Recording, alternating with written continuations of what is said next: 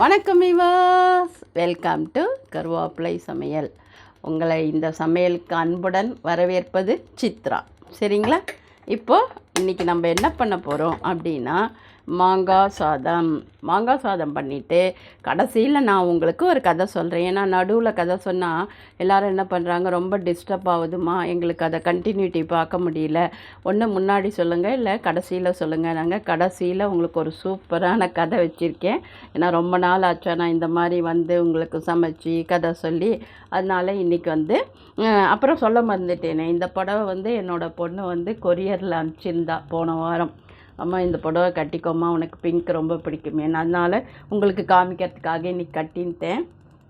இப்போ நம்ம மாங்காய் சாதம் பண்ண போகிறோம்.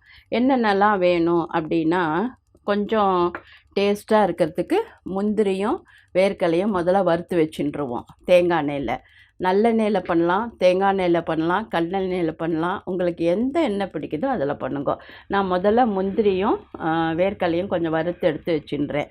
அதுக்கப்புறம் என்ன பண்ண போகிறேன்னா, எண்ணெய் விட்டு கடுகு நம்ம தாளிக்கிறதுக்கு என்னென்ன உண்டோ எல்லாம் போட்டுடுவோம்.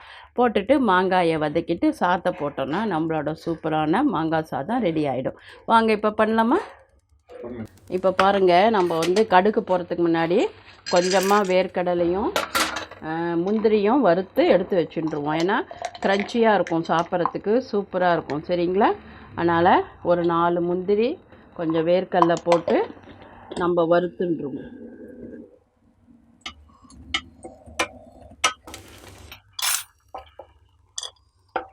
பாருங்கள், எண்ணெய் காஞ்சிடுத்து. இப்போ நம்ம என்ன பண்ண போகிறோம், கடுகு போட்டிருக்கோம். கடுகு வெடிக்கிற சத்தம் கேட்டிருக்குமே உங்களுக்கு. ஏன்னா ஒருத்தர் சொன்னாங்க, நீங்கள் போடுறீங்க ஆனால் கடுகு வெடிக்கிற சத்தமே கேட்கலன்னு. உண்மையாக நான் கடுகு வெடிக்காமல் யூஸ் பண்ண மாட்டேன். ஏன்னா அது வயிற்ற வலிக்கும் அப்படின்னு சொல்லுவாள். இப்போ கடுகு வெடிச்சுட்டு முழுசாக 2 சேப்ப மிளகா போடுறேன். சரிங்களா? அதுக்கப்புறம் இங்கே பாருங்கள், கடலப்பருப்பு. சரிங்களா? அப்புறம் உளுத்தம்பருப்பு எல்லாம் ஒரு அரை ஸ்பூன் போட்டுக்கோங்க, ரொம்ப வேண்டாம். அதுக்கப்புறம் பாருங்கள், பச்சை மிளகா இப்படி நீட்டாக கீறி வச்சுருக்கேன். அது ஒன்றும் சின்னதாக நறுக்கிறதும். ஏன்னா கொஞ்சம் டிஃப்ரெண்ட் ஷேப்பில் இருக்கும்போது அது கொஞ்சம் பார்க்க நல்லாயிருக்கும். அதனால் எண்ணெய் போட்டோம், கடுகு வெடித்தது, 2 சிவப்பு மிளகாயை முழு மிளகாயை அப்படியே போட்டோம். அதுக்கப்புறம் கடலப்பருப்பு உளுத்தம்பருப்பு எல்லாம் போட்டுட்டோம். அது கொஞ்சம் க்ரன்ச்சியாக மொறுமொறுன்னு ஆட்டும். அதுக்கு தேவையான மஞ்சப்பொடி போடணும் இல்லையா? ஸோ நம்ம மஞ்சப்பொடி பாருங்கள், இதெல்லாம் ஆக்சிஜன் நிறையா இருக்கும். அதனால் இந்த கொரோனா டைமில் நீங்கள் மஞ்சப்பொடியை கம்பல்சரியாக யூஸ் பண்ணிக்கோங்க. அது கொஞ்சம் சிவப்பாகட்டும். சரிங்களா? பருப்பெல்லாம் இஞ்சி கொஞ்சம் சேர்த்துக்கணும். சரிங்களா? இஞ்சி கட் பண்ணி குட்டி குட்டியாக கட் பண்ணி அதை கொஞ்சம் சேர்த்துக்கணும். அதுக்கப்புறமா நம்ம இப்போ எல்லாம் சேர்த்துட்டோமா, இஞ்சி சேர்த்துட்டோம், கடலப்பருப்பு சேர்த்துட்டோம், மிளகா சேர்த்துட்டோம், எல்லாம் சேர்த்துட்டோம். இப்போ நம்ம என்ன பண்ண போகிறோம், கொஞ்சமாக கருவேப்பிலை.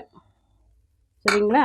இப்போ மெயினாக யார் வரல, நம்ம மெயினான ஆளே காணுமே, யார் அவர், மாங்காய். இதுதான் மாங்காவை நான் துருவி வச்சுருக்கேன்.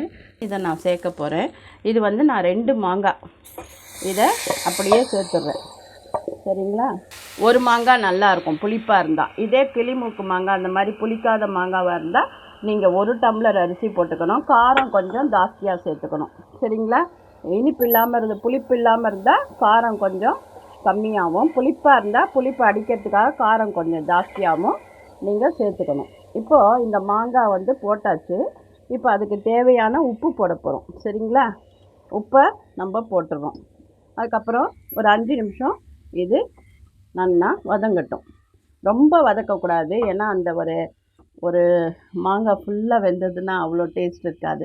ஒரு அரை வேக்காடு வேகணும், அப்போ தான் சூப்பராக இருக்கும். இதெல்லாம் செஞ்சு பாருங்கள், உங்களுக்கு சூப்பராக இருக்கும். அதுவும் தேங்காய் எண்ணெயில் பண்ணால் ரொம்ப நல்லாயிருக்கும். அப்புறம் என்ன பண்ண போகிறேன்னா, கொஞ்சமாக பெருங்காயத்தூள்.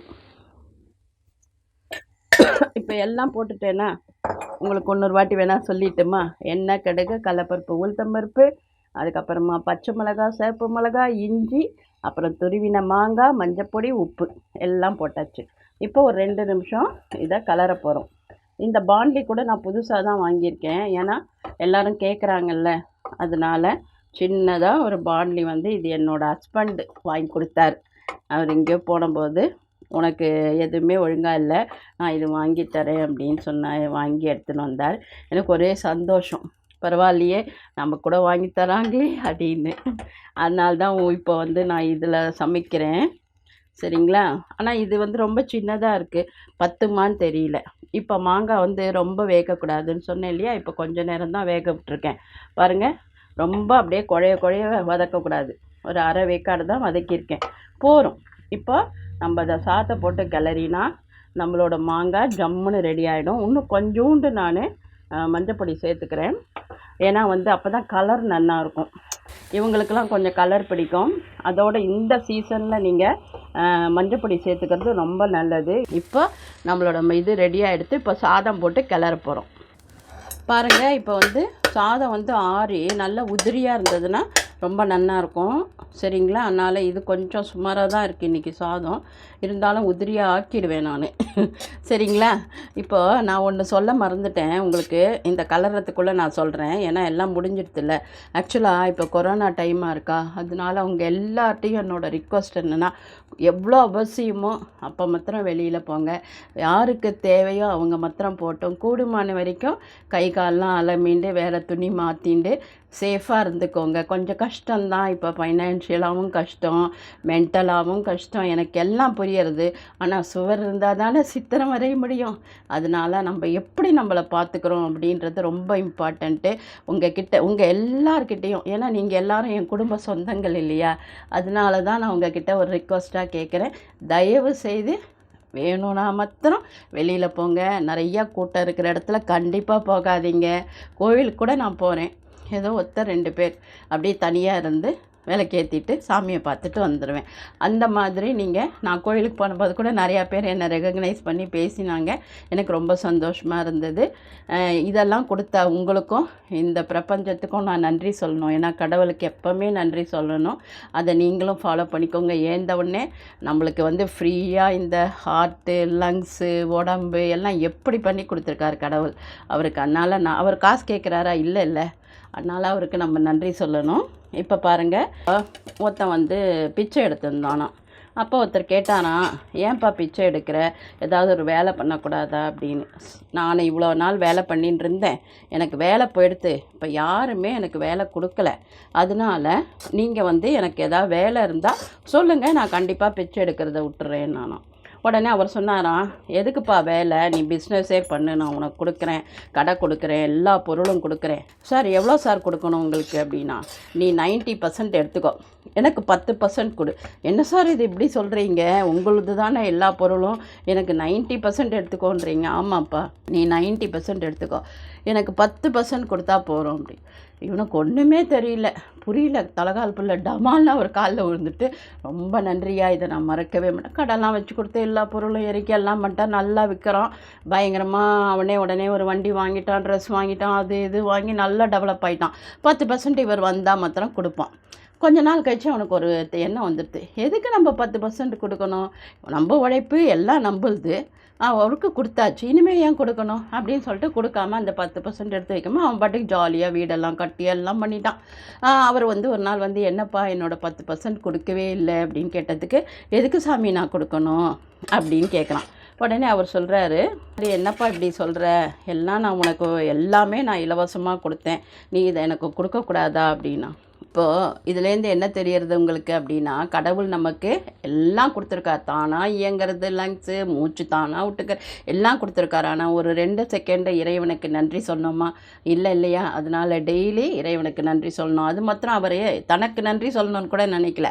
அந்த 10% மாதிரி நம்ம யாருக்காவது உதவி செய்கிறோமா, நம்மளோட கான்ட்ரிபியூஷன் ஒரு ஏழைக்கு இருக்கா அப்படின்றத தான் இந்த கதை மூலயமா நான் தெரிஞ்சின்றது. உங்களுக்கும் நான் அதை சொன்னது பிடிச்சிருக்கோன்னு நினைக்கிறேன்.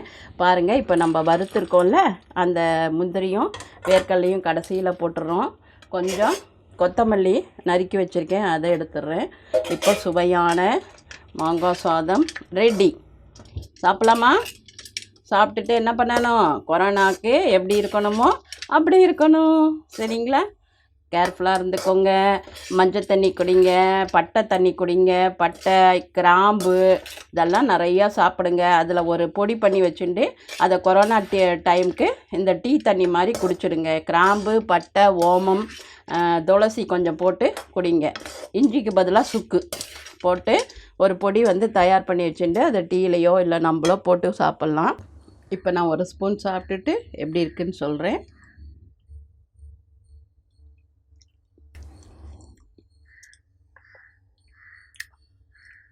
நான் எம்மியாக இருக்குன்னு சொல்வேன். அது உங்களுக்கு பிடிக்குமான்னு தெரியாது. ஏன்னா நானும் என் பேரனும் அப்படி தான் சொல்லிப்போம். சூப்பர் எம்மி எம்மின்னு நான் அதே சொல்லிடுறேன். எஸ்கியூஸ். அதனால் ஐ லவ் மாங்காய் சாதம் நல்லா இருக்குது.